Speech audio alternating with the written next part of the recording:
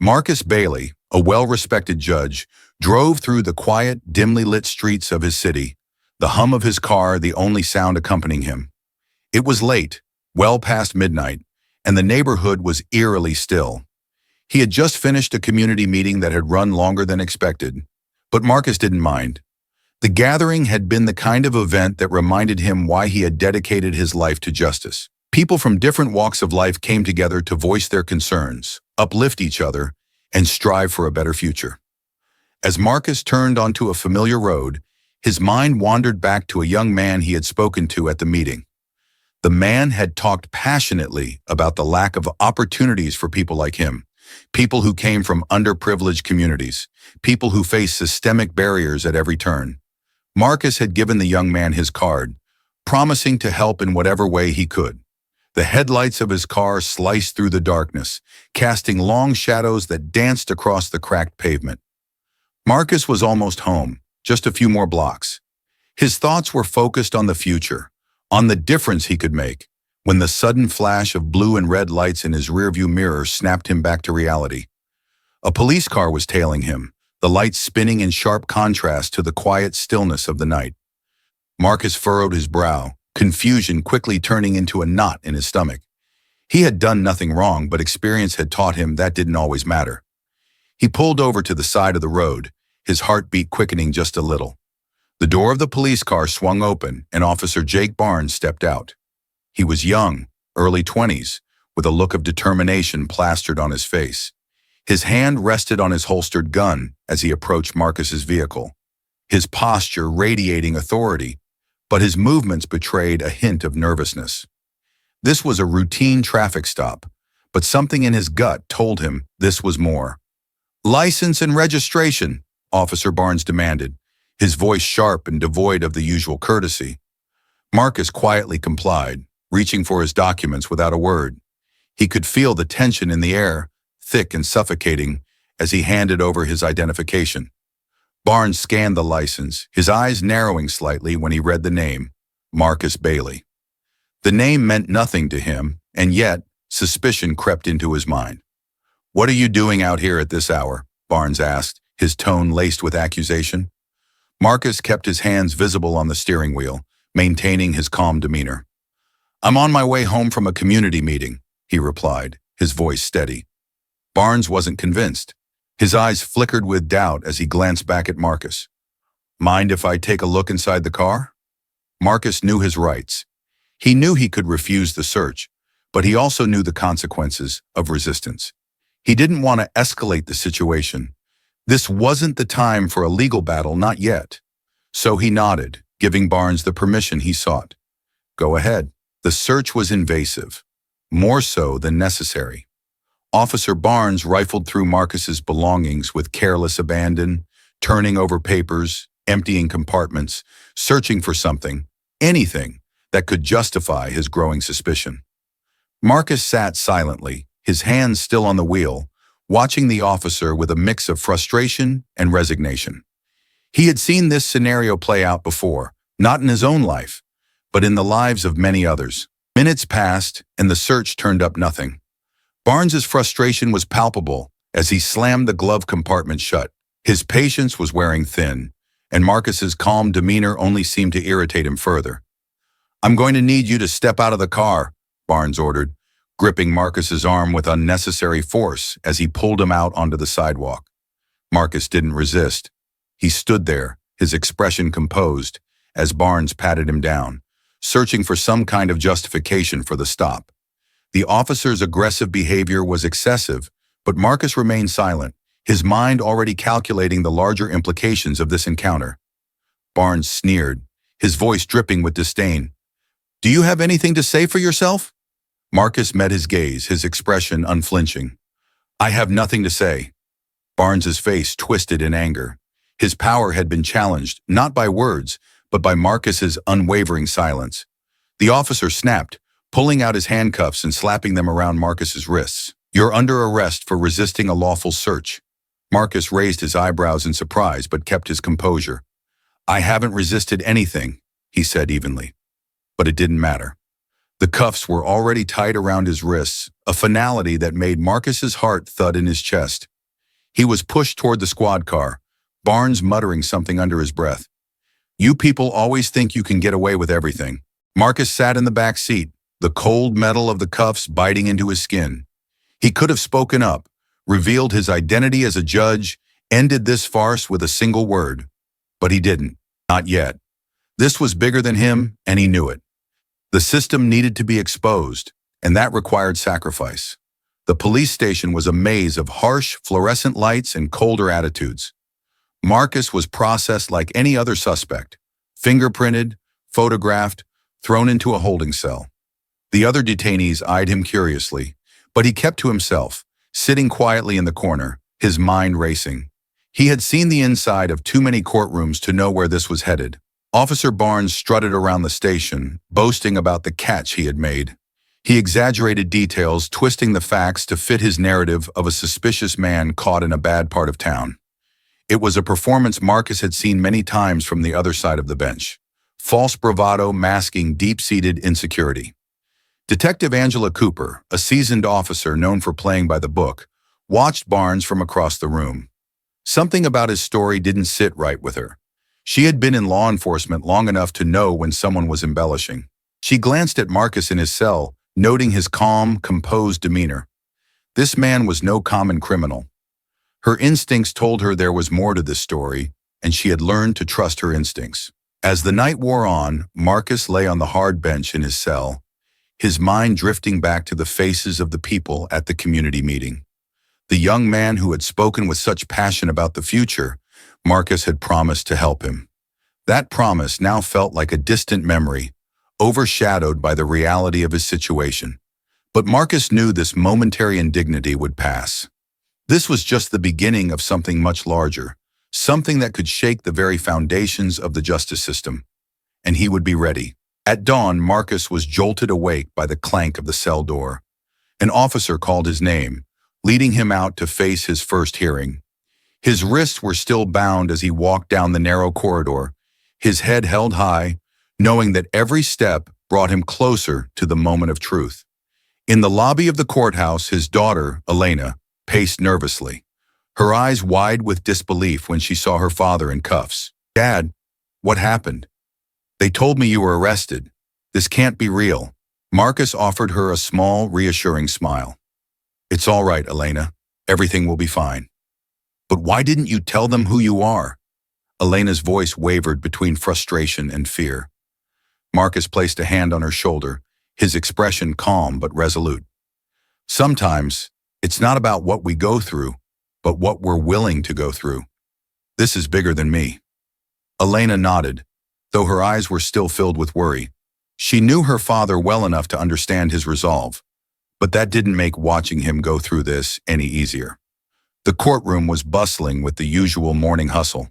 Lawyers shuffled papers, the judge glanced over her docket, and spectators whispered quietly among themselves. But there was an air of tension, something different about today. The name on the docket had caught the attention of a few people who had noticed the oddity of a judge appearing as a defendant. Marcus was led into the courtroom, still in his prison attire. Whispers rippled through the crowd as they saw him, and raised eyebrows could be seen even among the attorneys. Some of his colleagues were seated in the back, unaware of the situation, but curious to see how things would unfold. Officer Jake Barnes stood confidently near the prosecution table, ready to present his case. His expression was smug. He believed he had handled everything perfectly. Marcus scanned the room, noting the faces of those who were there to see what would happen. He made brief eye contact with Detective Angela Cooper, who stood quietly at the back, watching the proceedings closely. As Marcus was seated, the whispers quieted, and the presiding judge, a stern woman known for her no-nonsense demeanor, glanced over at Marcus briefly before addressing the court. "We are here to address the charges against the defendant, Marcus Bailey," she announced, her voice sharp. "Officer Barnes, you may proceed." Barnes stepped forward, adjusting his uniform as he prepared to give his testimony. He was brimming with confidence, fully expecting a swift ruling in his favor. After all, he had performed what he believed to be a textbook traffic stop. I observed the defendant behaving suspiciously in a known high-crime area, Barnes began, his tone condescending. When I approached, he was uncooperative, refused to identify himself, and resisted a lawful search. Marcus watched him closely, his expression impassive. He had seen this performance many times before, a witness stretching the truth, using every word to twist the narrative in their favor. Barnes's version of the events was clearly embellished, but Marcus remained calm, waiting for the right moment. I followed all protocol, Barnes continued, glancing briefly at the judge, and used minimal force necessary to ensure the safety of myself and the community. The defendant's behavior was erratic, and I had reason to believe he was involved in criminal activity. As Barnes spoke, Marcus noticed the judge's expression shift ever so slightly. Her brow furrowed, a sign that she was skeptical of the young officer's testimony. Marcus could tell that she was accustomed to seeing officers like Barnes, those who believed their actions were beyond reproach. As Barnes's testimony dragged on, Marcus raised his hand slightly, signaling that he wished to speak. The judge acknowledged him, curious as to what Marcus had to say. "Mr. Bailey, do you have anything to add?" she asked, her voice neutral but attentive. Marcus stood, his calm and composed demeanor contrasting sharply with Barnes's bluster. He walked to the front of the courtroom, his steps measured and deliberate. When he spoke, his voice was steady, filled with the quiet authority of a man who had spent years in the legal system. "I would like to address the inaccuracies in Officer Barnes's testimony," Marcus said, his eyes sweeping the room. "He has described a scene of suspicion and non-compliance. However, the reality of our encounter was far less dramatic." The room fell silent, every eye fixed on Marcus as he spoke. "I complied with every request. I answered every question, and I conducted myself with the same respect I extend to everyone, regardless of their uniform," he continued, his words deliberate. "Officer Barnes's claims of resistance are not only false, they are a clear attempt to justify an unjustifiable arrest." A murmur rippled through the crowd, and even the judge seemed more alert now. Barnes shifted uncomfortably, the certainty in his stance faltering. There were no raised voices, no aggression. "I complied with the search not out of fear, but because I understand the importance of cooperating with law enforcement. I did everything by the book." Marcus paused, letting his words sink in before he continued. "I am not unfamiliar with this process. In fact, I know it well." The room grew even quieter, the tension mounting as Marcus reached into the inner pocket of his prison jacket. The courtroom collectively held its breath as Marcus pulled out a small emblem, glinting under the fluorescent lights. "You see, Officer Barnes," Marcus said, turning to face the young officer directly, "you never asked who I was because you assumed you already knew." He held up the emblem for all to see. "I am Judge Marcus Bailey." Gasps erupted from the crowd, and the courtroom was suddenly alive with murmurs of shock and disbelief. The presiding judge's eyes widened in surprise, and she quickly rapped her gavel to restore order. Barnes's face went pale as the realization of what had just happened sank in. Detective Angela Cooper, still standing at the back of the room, shook her head slightly, her suspicions confirmed. She had known something was off about the arrest, but even she hadn't anticipated the magnitude of the truth. The judge, now fully aware of the situation, turned to Marcus with a mixture of disbelief and respect. "Judge Bailey," she said, her voice carrying an uncharacteristic hint of emotion, "why did you not identify yourself during the arrest?" Marcus turned back to the judge, his expression serious. "Because, Your Honor, I wanted to experience firsthand what so many in our community endure on a daily basis. I wanted to see the biases and assumptions that guide actions like those of Officer Barnes." Barnes stammered, his voice shaky as he tried to defend himself. "I didn't know he was a judge." Marcus cut him off, his voice calm but firm. "That's precisely the point. You didn't know because you didn't bother to look beyond your own assumptions. You saw a black man driving a modest car late at night, and you made a decision based not on evidence, but on bias." The judge nodded slowly, her expression thoughtful. "Judge Bailey, your statement will be taken into consideration. This hearing will be adjourned until further notice, as we review this matter thoroughly." With that, the judge banged her gavel, and the courtroom emptied in a flurry of hushed conversations and disbelieving glances. As Marcus stood in the hallway outside the courtroom, the weight of the moment settled on him. Elena rushed to his side, her eyes wide with a mix of pride and concern. "Dad," she whispered, her voice trembling slightly, "you were incredible in there." Marcus smiled softly, placing a hand on her shoulder. "It had to be done, Elena. People need to see what happens behind closed doors. They need to hear it from someone who's been on both sides."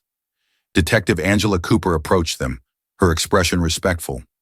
"Judge Bailey, I wanted to say that your courage today, it's going to make waves. There are a lot of people who need to hear your story." Marcus nodded. "Thank you, Detective. But this is just the beginning. There's a long road ahead, and it's going to take more than just one voice." The aftermath of Marcus's revelation spread like wildfire. News outlets, both local and national, picked up the story, and soon it was all anyone could talk about. "Judge arrested by prejudiced officer" became the headline of the hour. The media was quick to pick apart every detail of the arrest, turning Marcus Bailey from a respected but relatively unknown judge into a national figure overnight.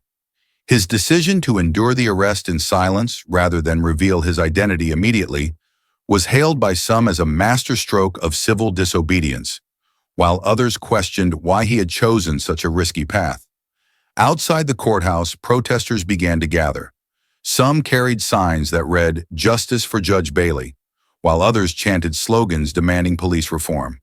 The situation was rapidly spiraling into a media frenzy, with every network and talk show host weighing in on the case. Elena stood by her father's side through it all, but she could feel the pressure mounting.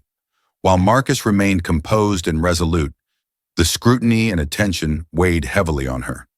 She knew that her father had done the right thing, but watching him become the center of a national debate wasn't easy. Meanwhile, Officer Jake Barnes found himself in a very different spotlight. The public outcry against him was swift and unforgiving. He had gone from a confident young cop to the face of systemic racism in law enforcement in the blink of an eye. Barnes, once so sure of his actions, now felt his confidence crumbling. At the station, things were no better. Captain Richard Hughes, Barnes's superior, summoned him to a tense meeting. "Barnes, do you have any idea what kind of firestorm you've unleashed?" Hughes asked, his voice sharp with frustration. "This isn't just about you anymore. The entire department is under scrutiny." Barnes shifted uncomfortably in his seat, his usual bravado nowhere to be found. "I didn't know he was a judge," Barnes muttered, still clinging to that flimsy defense. "That's the problem," Hughes snapped. "You didn't know because you didn't care to find out. You acted on assumptions, and now we're all paying for it."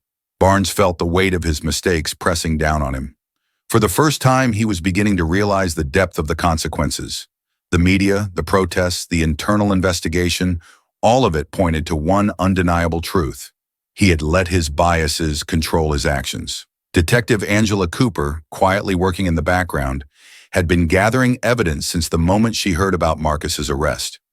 Unlike Barnes, Cooper had always been thorough in her work, and her instincts told her that something wasn't right from the beginning.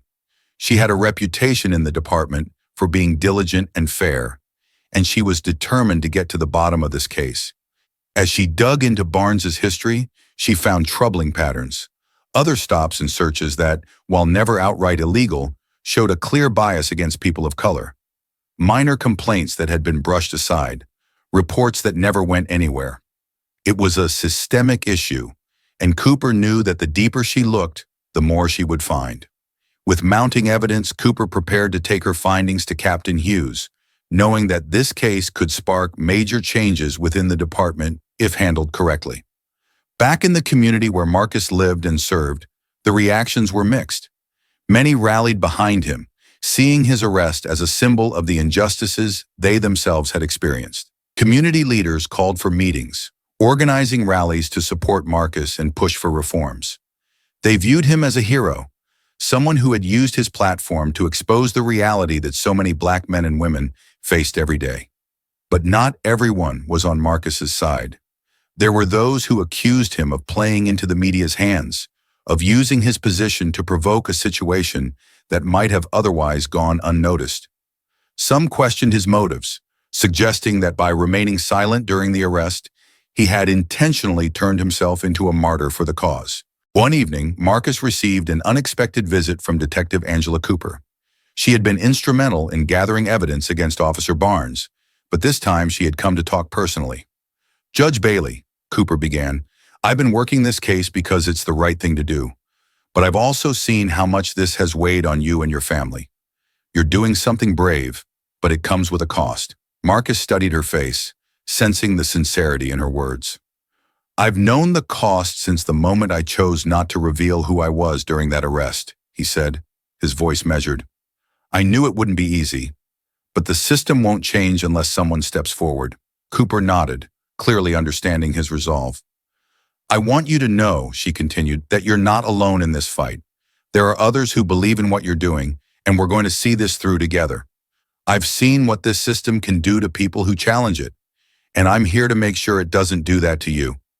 For the first time in a while, Marcus felt a sense of relief. Having someone like Cooper on his side, someone inside the system, gave him hope that real change was possible.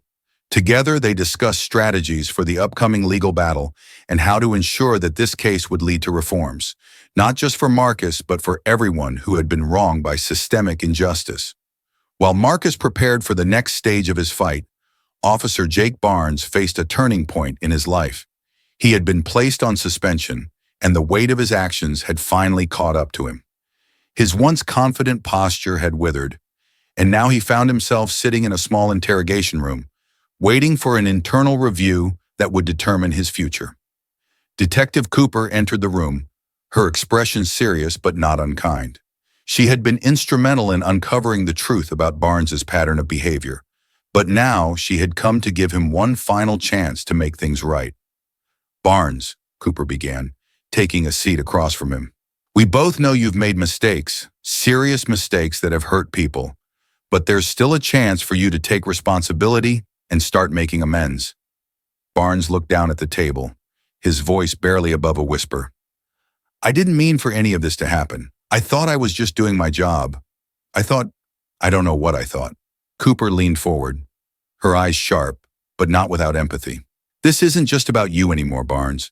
It's about the system that allows people like you to act on their biases without accountability. You need to own up to your part in this, not just for yourself, but for the people you've hurt." For a long moment, Barnes didn't speak. The silence in the room was suffocating. Finally, he took a deep breath, his voice trembling. I want to make it right. I don't know how, but I want to try." Cooper nodded. "Good. The first step is admitting the truth. You need to testify, Jake. You need to stand in that courtroom and tell the world what really happened." Barnes felt the weight of her words, but he knew she was right. His testimony could change everything, not just for Marcus Bailey, but for himself as well. It was time to face the consequences of his actions, no matter how difficult. While Barnes wrestled with his guilt, Marcus was dealing with the growing media frenzy. Every news outlet wanted an interview, every pundit had an opinion, and social media was ablaze with debate over the case. Some praised Marcus for his courage and integrity, while others, particularly in more conservative corners, accused him of using his position to trap an officer into a political scandal.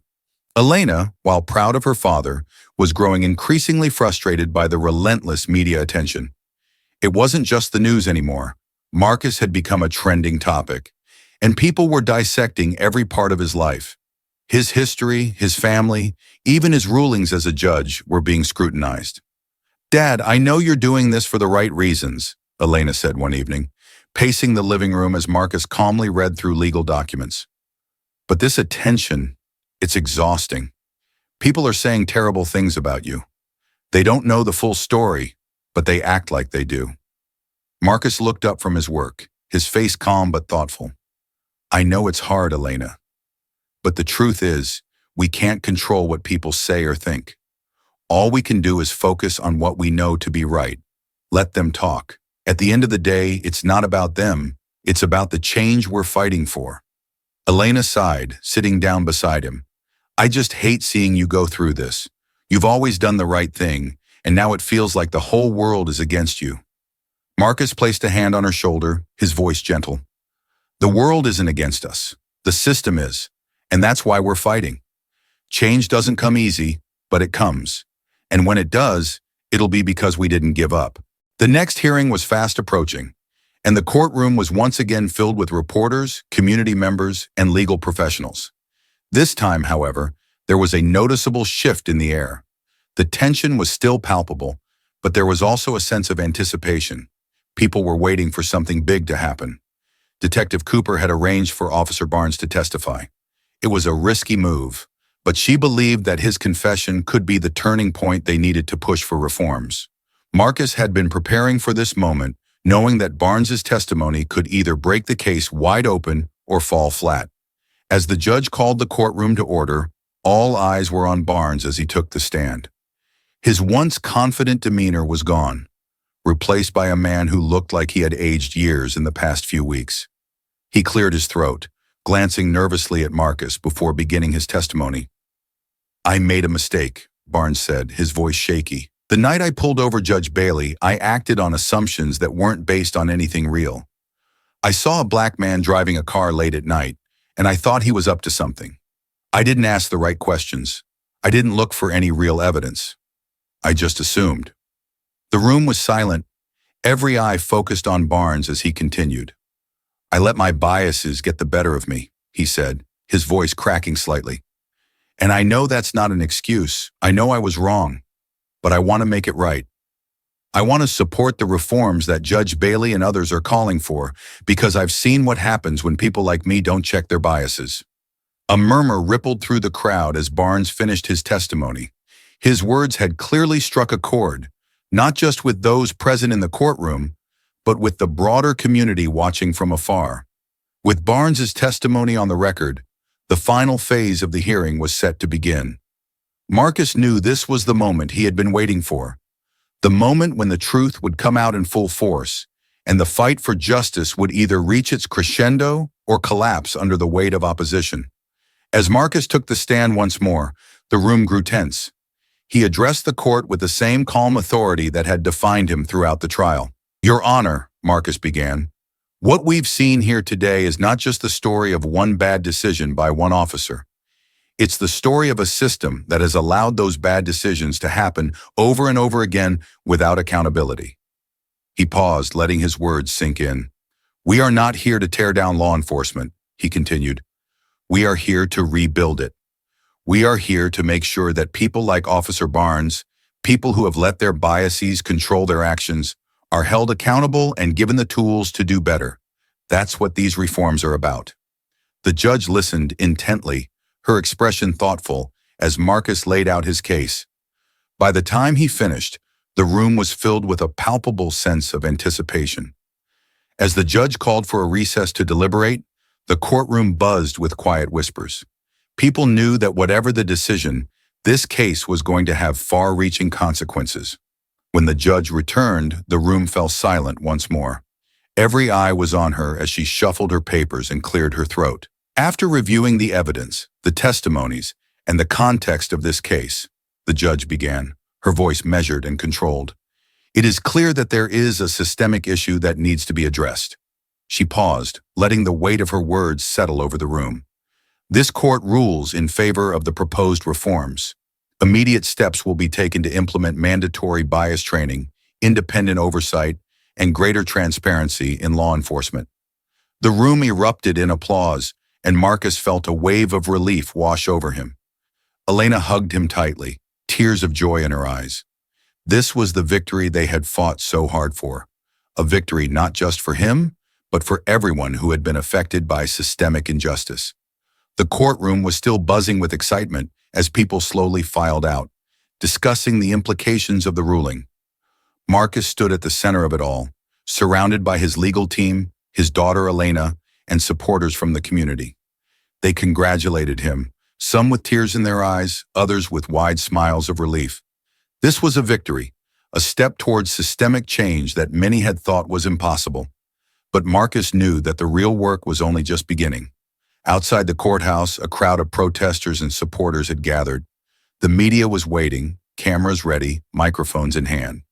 As soon as Marcus and Elena stepped out of the courthouse, the crowd erupted into applause. Reporters pushed forward, asking questions about the ruling, about what would come next. Marcus raised his hand to quiet the crowd before addressing them. "This ruling is a step in the right direction," he began, his voice calm but filled with conviction. "But it's just that, a step. The work to dismantle systemic injustice is far from over. We have to remain vigilant, to continue pushing for accountability and reform at every level of law enforcement." Elena stood beside him, her heart swelling with pride as her father spoke. He had done what many believed was impossible. He had turned his wrongful arrest into a powerful call for change. But even as she looked around at the crowd, at the cameras, she knew there would be backlash. There always was when real change was on the horizon. As Marcus finished his statement and the crowd applauded once more, Elena turned to him. "What now, Dad?" Marcus smiled softly, a hint of weariness in his eyes. "Now, we make sure they follow through on those reforms. The ruling is just the beginning. There's still a long way to go." While Marcus basked in the victory, Officer Jake Barnes was facing a different reality. The ruling had not only exposed his mistakes, but it had also shaken the foundations of his life. His career was hanging by a thread, his reputation in shambles, and he knew that no matter what happened next, he would never be the same. But there was a small flicker of hope. Marcus had made it clear that reform wasn't about destroying people's lives. It was about giving them a chance to do better. And Barnes, for the first time in his career, was ready to do just that. A few days after the verdict, Barnes reached out to Marcus. He asked for a private meeting, hoping to speak with the man he had wronged. Marcus, ever the believer in redemption, agreed to meet him at a local community center where discussions on reform were already taking place. When Barnes walked in, he felt the weight of guilt settle over him. Marcus was seated at a table with Detective Angela Cooper, who had played a key role in uncovering the truth about Barnes's actions. The room was quiet, the tension palpable. Barnes sat down across from Marcus, his hands trembling slightly. He had rehearsed what he was going to say, but now that he was face to face with the man he had wrongfully arrested, the words seemed to escape him. "I want to start by saying I'm sorry," Barnes began, his voice barely above a whisper. "I know that what I did was wrong. I know I let my biases control my actions, and for that, I take full responsibility."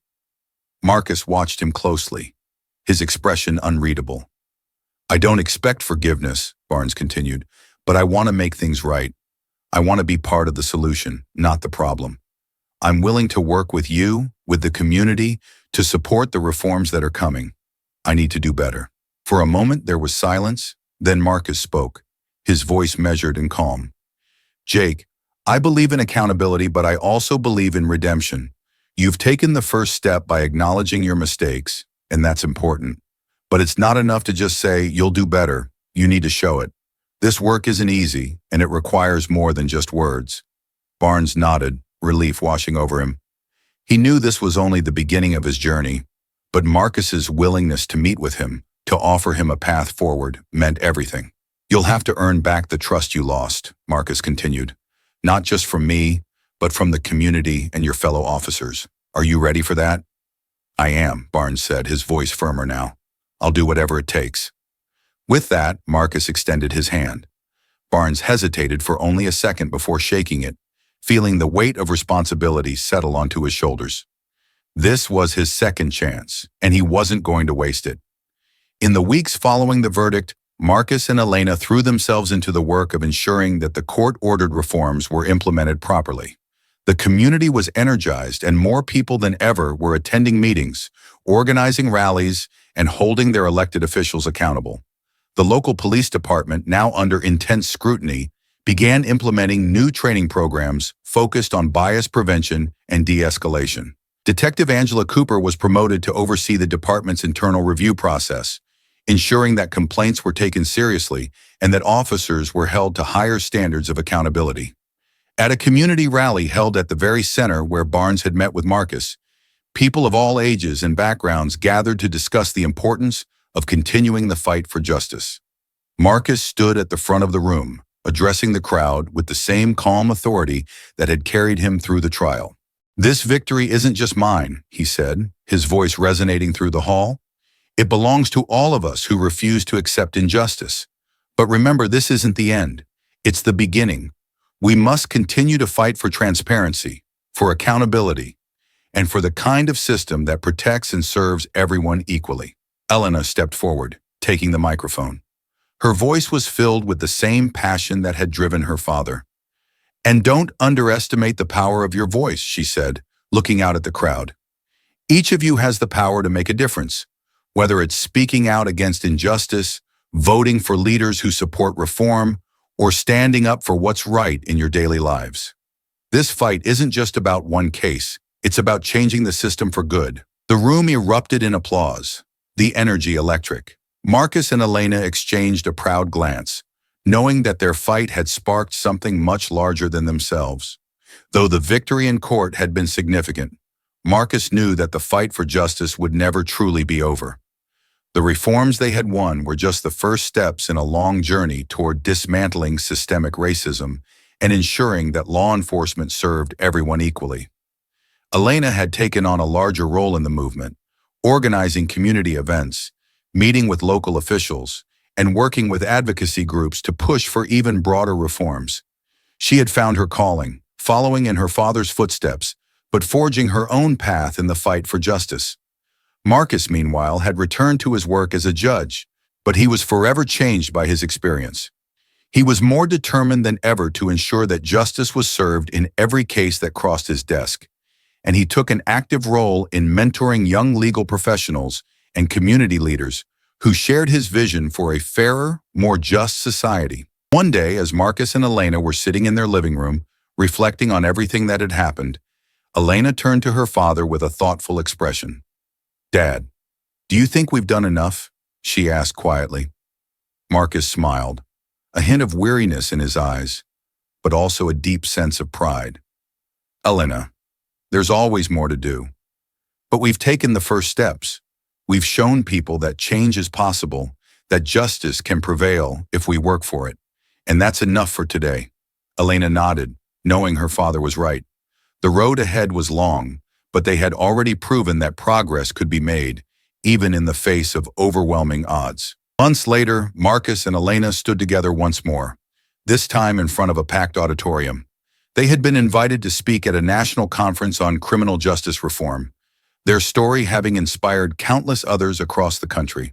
As Marcus took the stage, he felt a sense of calm wash over him. This was where he was meant to be, speaking truth to power, sharing his story in the hopes that it would ignite change in others. "When I was arrested," Marcus began, his voice steady, "I could have revealed who I was. I could have stopped it all right then and there, but I didn't. Because I knew that if I didn't experience the system as so many others do, I wouldn't be able to speak with the same authority about the need for reform." He paused, letting his words sink in. "What happened to me is not unique," he continued. "It happens to people every day, all over this country. And while we've made progress, we still have so far to go. But I believe in the power of our voices, in the power of unity, and in the power of justice. And I believe that together, we can build a system that serves all of us equally." The crowd erupted into applause, and as Marcus stepped down from the stage, he felt a profound sense of peace. He had done his part, and now it was up to the next generation to carry the torch forward. Elena joined him, and they walked off the stage side by side, ready to tackle whatever challenges lay ahead. The fight for justice was far from over, but with courage, unity, and determination, they knew that anything was possible. The final note was one of hope, a reminder that the journey toward justice is ongoing, but always within reach for those who dare to pursue it. As the lights in the auditorium dimmed and the applause began to die down, Marcus and Elena stood at the exit, shaking hands and exchanging words with those who had been inspired by their journey. But before they left, Elena took the stage one last time, knowing that their message needed to live on, not just in that room, but beyond. She stepped up to the microphone, her voice clear and confident. "We've shared our story with you today," she began, "but this is only the beginning. The fight for justice is a continuous journey, and we need more voices, more advocates, and more people who are willing to stand up for what's right." She paused, scanning the crowd with a smile. "If you believe in what we're fighting for, if you want to be part of this movement for change, we invite you to subscribe to our channel, where we'll continue sharing stories, discussing reforms, and offering ways for all of you to get involved. The audience buzzed with anticipation. Together, Elena continued, we can build a community that not only talks about justice, but takes action to make it a reality. So don't forget to subscribe, share this message, and join us in making a lasting difference. With one final glance at her father, she added, the fight for justice doesn't end here. It continues with all of you. The crowd erupted into applause once more, and as they left the stage, Marcus and Elena exchanged a look of pride and determination. They had made their call to action, and now it was up to the people to carry the movement forward.